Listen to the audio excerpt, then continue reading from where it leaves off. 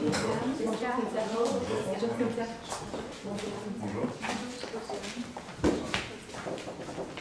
avant de commencer, je vais lire mes conseils. Juste pour savoir, je vais les dire en français. Est-ce que vous aimez ça que je les dise en anglais aussi?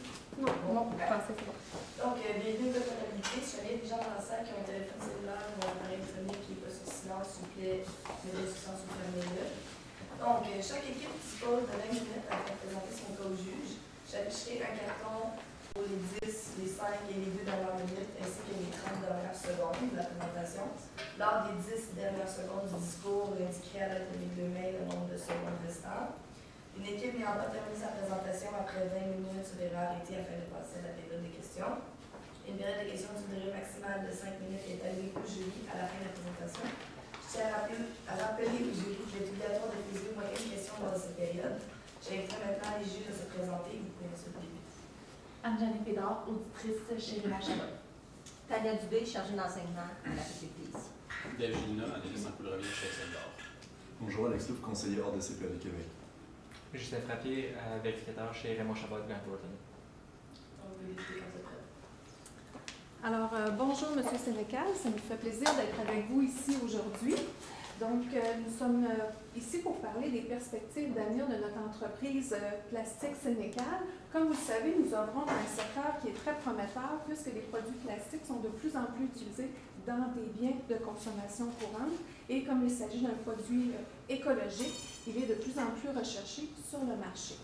Par contre, au cours des 2 dernières années, nous éprouvons des petites difficultés au niveau de nos ventes qui stagnent et qui ont même régressé au cours de l'année dernière. Donc, notre équipe de contrôleurs internes est donc ici avec vous pour discuter des moyens, pour trouver des solutions avec vous à ces problèmes.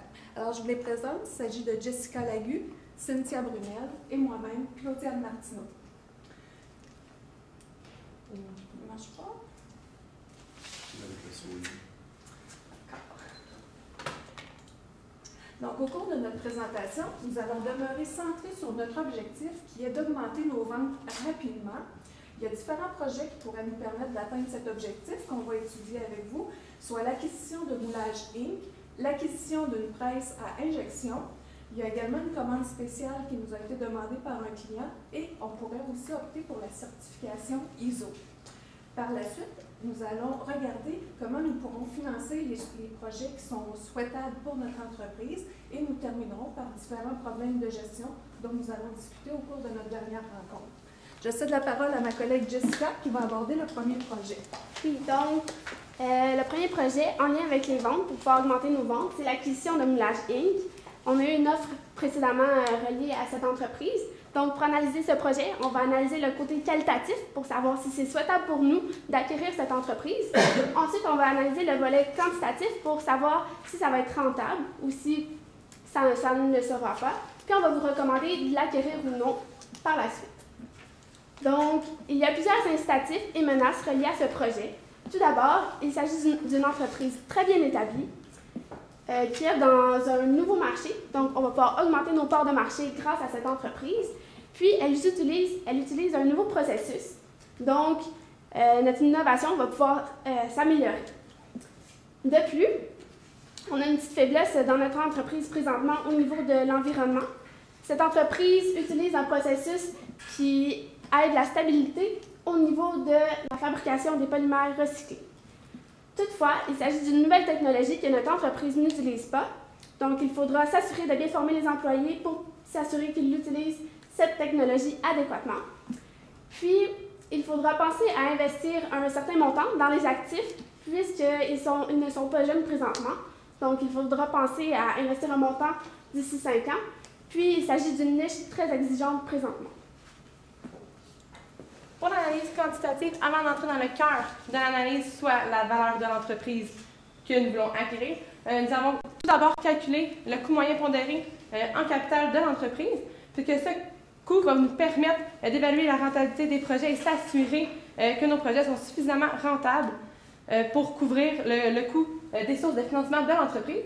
Donc, nous avons pris la pondération des dettes et des capitaux propres de l'entreprise, fois le coût de chacun de ces deux pour nous donner le coût moyen pondéré en capital. Pour le coût de la dette, nous avons pris un coût de 6 que nous avons réduit de l'impôt. puisque la charge d'intérêt est déductible fiscalement, ce qui donne un coût de 4 %. Et pour le coût des actionnaires, nous avons pris le coût de 15 %. Donc, pour la valeur de l'entreprise, la première méthode consiste au flux monétaire actualisé. Nous avons pris pour hypothèse que la marge brute de l'entreprise que nous voulons acquérir va augmenter de 7,2 %, soit la valeur que les chiffres d'affaires augmentent en ce moment sur le marché. Pour les frais fixes, ils demeurent stables pour toutes les années. Et nous avons pris en considération également la charge d'impôt, ce qui nous donne des entrées de fonds nets. Excusez-moi.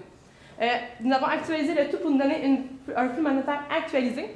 Le but d'actualiser un montant, c'est de ramener en valeur d'aujourd'hui les flux monétaires futurs dans les années subséquentes.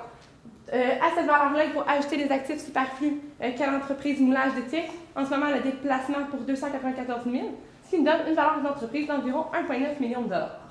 Pour la deuxième méthode que nous avons utilisée, tu vois, la valeur de l'actif net est un peu moins représentative que l'autre méthode. Par contre, ça nous donne une bonne idée de la valeur de l'entreprise, puisqu'il y a beaucoup d'actifs à court terme en ce moment dans l'entreprise. Donc, la valeur des actifs est très similaire, la valeur comptable est très similaire à la juste valeur. Ce qui nous donne une valeur d'entreprise de 1,6 million de $ environ pour cette méthode.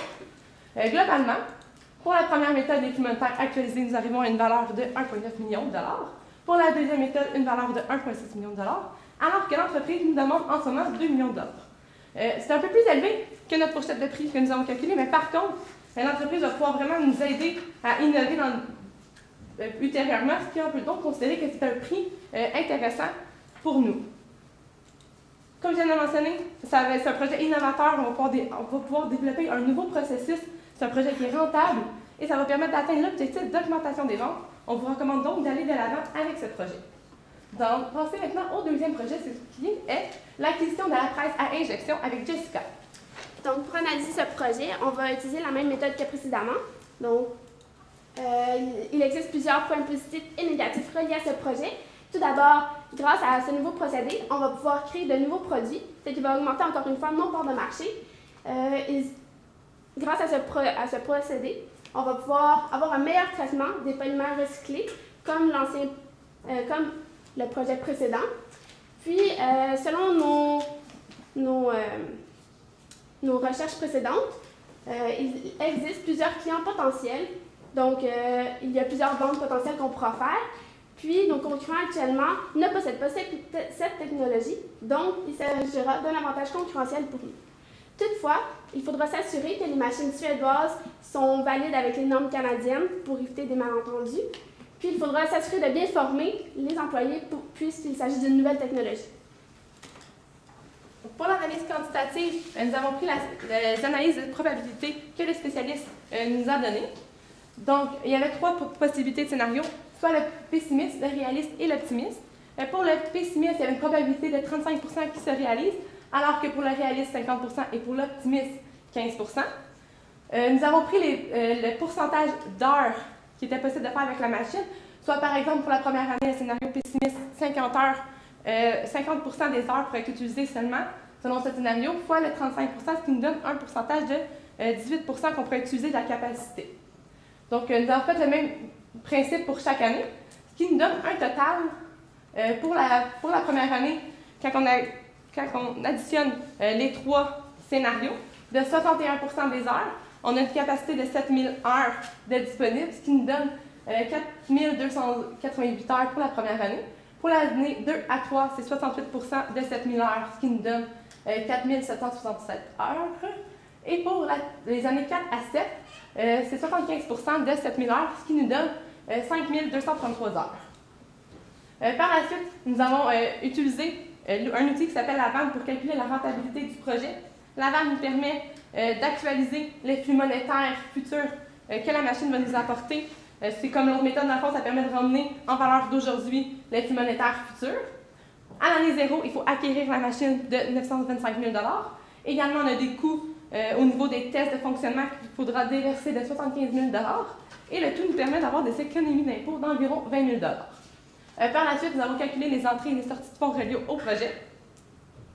Donc, le nombre d'heures que vous voyez, c'est le nombre d'heures qu'on vient de calculer à la diapositive précédente, fois la marge sur coût variable que le spécialiste nous a donnée de 95 moins les coûts fixes et moins la charge d'impôt. Ça nous donne nos entrées nettes.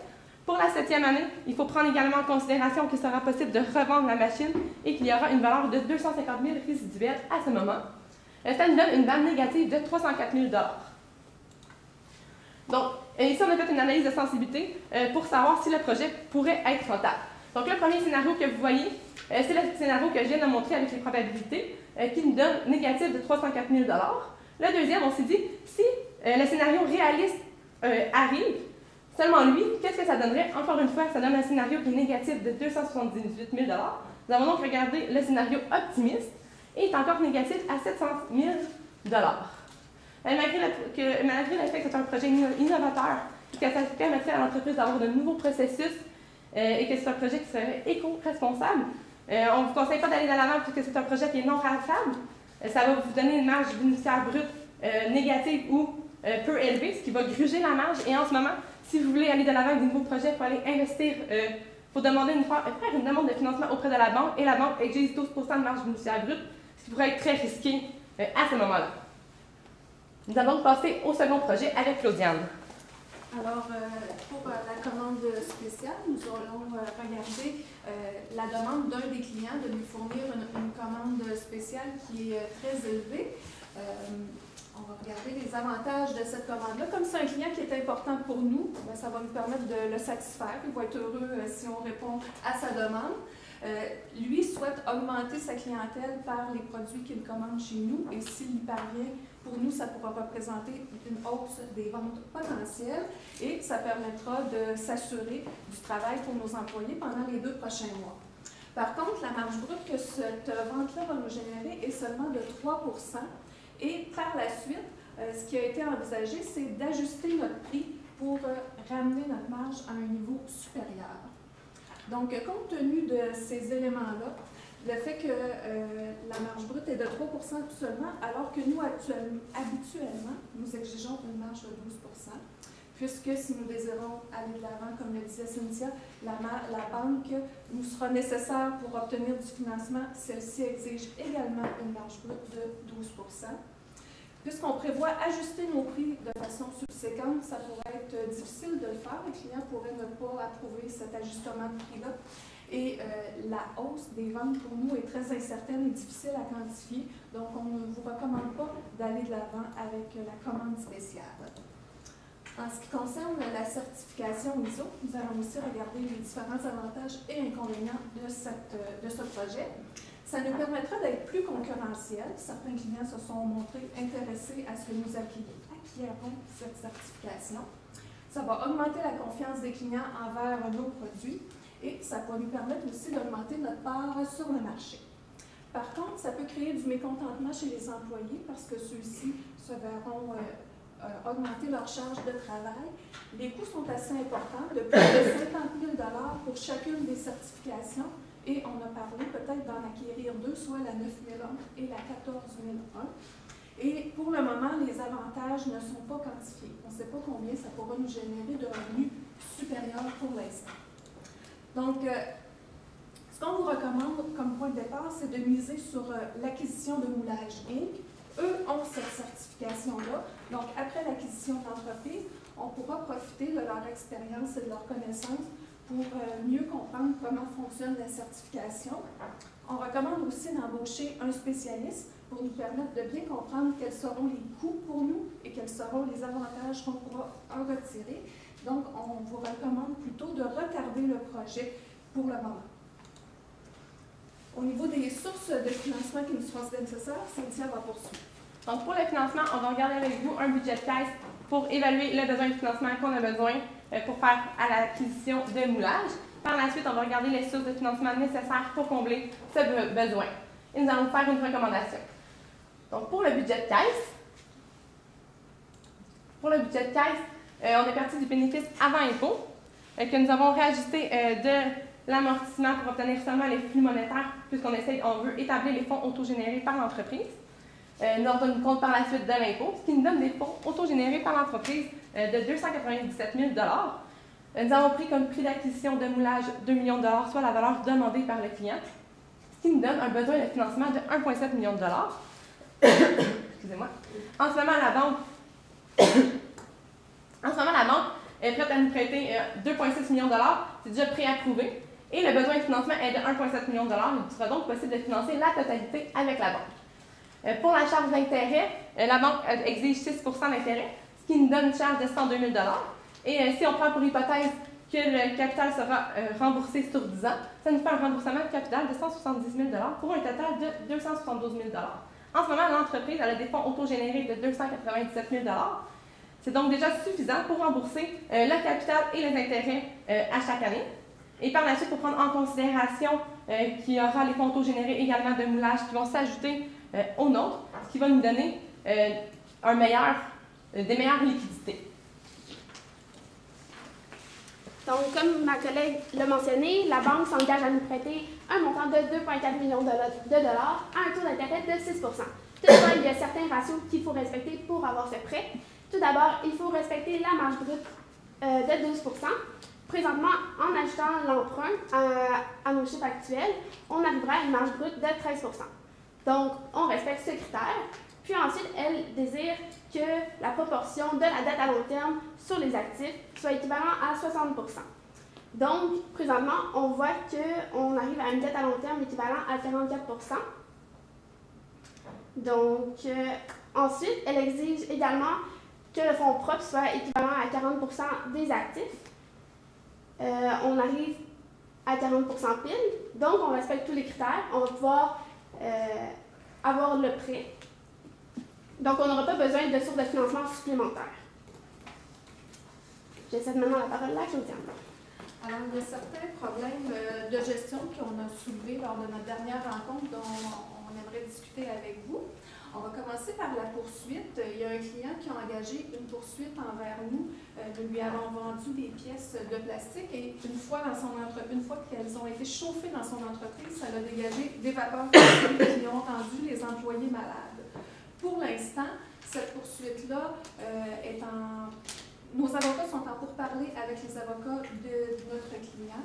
On ne sait pas encore qu'est-ce qu'il en adviendra. On sait toutefois que le montant à débourser sera de 250 000 $ advenant un gain de leur part. Donc, ce qu'on a voulu déterminer, c'est est-ce qu'on devra ou non mentionner ce fait-là dans nos prochains états financiers. Donc, on s'est questionné à savoir s'il est plus probable qu'improbable que nous ayons une obligation actuelle. Alors, bien sûr que oui, puisque la poursuite a été engagée à notre égard. Est-ce que cette obligation-là va générer une sortie de fonds de notre part? Pour l'instant, on ne le sait pas. Donc, ce critère-là n'est pas répondu. Et est-ce qu'on peut estimer la sortie de fonds de façon fiable? Comme je l'ai dit, le montant est établi à 250 000 $. Alors, ce qu'on vous suggère, c'est d'attendre à la date limite d'approbation des états financiers avant de prendre une décision pour savoir si on doit inscrire cette éventualité-là dans nos passifs ou non. Ensuite, on a certains problèmes de main-d'œuvre directe, donc Jessica va vous parler. Oui, donc on a suivi 3 points importants, soit participer au nouveau projet que le Cégep de Thetford met à notre disposition, soit acquérir des stagiaires. On a également la possibilité d'envoyer nos employés à ce Cégep pour qu'ils se forment davantage. Puis le troisième point, j'ai un petit blanc, ça va me revenir. Donc pour ce qui est des stagiaires, on vous recommande d'y aller puisque ça va augmenter votre visibilité. Toutefois, il va falloir s'assurer d'avoir le temps nécessaire pour pouvoir bien former ce stagiaire, car le temps qu'on investit, c'est l'argent qu'on va récupérer de ce stagiaire-là dans le futur. Ensuite, on ne vous recommande pas d'envoyer vos employés présentement au cégep, puisque la formation nécessaire pour ce travail nécessite seulement un secondaire 5 ou un DEP. Donc, ça découragera seulement vos employés qui sont actuellement avec vous. Puis, le troisième point, il ne me revient pas. Donc, je vais céder la parole à Claudiane pour la suite. Donc, pour le sommet de plasturgie, on vous recommande vous souhaitiez envoyer un représentant. Le sommet a lieu au Québec, donc c'est des coûts très peu importants et ça aborde un sujet qui est un enjeu principal dans notre industrie, soit le développement durable. Donc, compte tenu des faibles coûts que ça va engager et des bénéfices qu'on peut en retirer, de se mettre à jour sur le développement durable et on souhaite toujours innover, ça va nous permettre de répondre à ces objectifs-là. Donc, on vous recommande, oui, d'envoyer quelqu'un à ce sommet. Alors, en conclusion, on va vous résumer les principaux points que l'on a abordés dans la rencontre. On vous suggère d'acquérir l'entreprise Moulage Inc. pour les différents avantages qu'elle nous procure. Ça nous permet d'atteindre nos objectifs, d'augmenter nos ventes assez rapidement. On propose par contre de retarder la certification ISO, mais l'acquisition de moulage va nous permettre d'avoir davantage de connaissances à ce niveau-là, puis va nous permettre aussi de pouvoir procéder de façon en meilleure connaissance de cause et de préparer nos employés aussi à ce virage-là si on souhaite le faire. Et le financement par la vente est l'option la plus indiquée puisque le coût est quand même relativement intéressant. Donc, on vous recommande d'utiliser la vente pour financer l'acquisition de moulage et on aura amplement les moyens de rembourser le capital ainsi que les intérêts comme Cynthia l'a présenté plus tôt. Alors, on espère avoir répondu à la majorité de vos préoccupations par notre présentation. Nous sommes maintenant disposés à répondre à vos questions.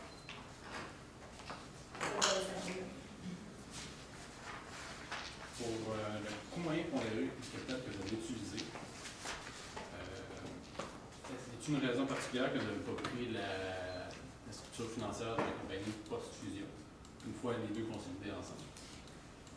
En fait, on s'est donné, puisque le projet commence d'abord avec l'acquisition, avec notre entreprise générale, puis on avait différents projets aussi, si on veut évaluer les projets un et l'autre, par exemple l'acquisition de la presse et l'acquisition de l'entreprise, c'est difficile d'utiliser le coût moyen pondéré des deux entreprises fusionnées, puisque pour un moyen comparable, pour être comparable, c'est mieux d'utiliser le même coût moyen pondéré. Fait à ce moment-là, on a pris seulement celui de l'entreprise. Quelle entreprise? De notre entreprise. Donc, on avait 1 762 000 d'actifs. De capitaux propres. De capitaux propres. Mais ça, c'est des états financiers de moulage. Ah, une petite erreur qui s'est glissée d'abord à ce moment-là. Moi, je veux plus grave. Le concept de est-ce qu'il y avait d'autres sources de liquidité en interne? Est-ce qu'on était obligé de prendre l'entièreté de la dette? Est-ce qu'on était l'acquisition de moulage, est-ce qu'elle devait se faire entièrement par le biais financier? Il y avait d'autres façons de faire. Il y a plusieurs politiques qu'on pourrait changer. On a vérifié les ratios de comptes clients, de recouvrement des comptes clients et les ratios de recouvrement des stocks. Présentement, le secteur, le ratio des comptes clients est de 6 fois et celui des stocks également. Nous, il est d'environ 10 fois. Donc, on pourrait trouver d'autres politiques, raccourcir les délais de recouvrement des comptes clients, comme ça on aurait plus d'argent dans nos poches de l'entreprise. Au niveau de la commande spéciale, vous avez refusé le projet, si je comprends bien, parce que vous dites que la contribution marginale du projet elle est trop faible. Par rapport, avez-vous fait le calcul par rapport à cette commande-là en particulier, pour vous dire qu'elle est trop faible et qu'on n'atteindrait pas les 12% requis par la banque à ce moment-là? Oui, dans le fond, on ne les a pas présentés puisqu'on ne suggérait pas d'aller de l'avant, mais j'ai calculé que cette commande-là nous coûterait environ 3,1 millions avec les données qui étaient fournies et ça nous permettait de vendre les produits pour 3,2 millions. Donc, on dégageait une marge de 100 000 $ sur une vente de 3,2 millions. C'est d'où vient le 3% de marge bénéficiaire brute sur cette vente-là. Comme on l'a expliqué, comme ce n'est pas nos habitudes d'accepter des commandes avec une si faible marge, comme la banque exige aussi un taux de 12% sur notre marge brute, c'était préférable de refuser. Ça serait difficile dans l'avenir d'arriver au client et de dire, bon ben, oui, on a accepté ta commande à bas prix, mais maintenant on veut remonter les prix, le client risque d'être pas très content. Fait que la hausse anticipée des ventes, elle n'aura peut-être pas lieu si on joue sur nos prix comme ça, c'est un risque qu'on est trop grave.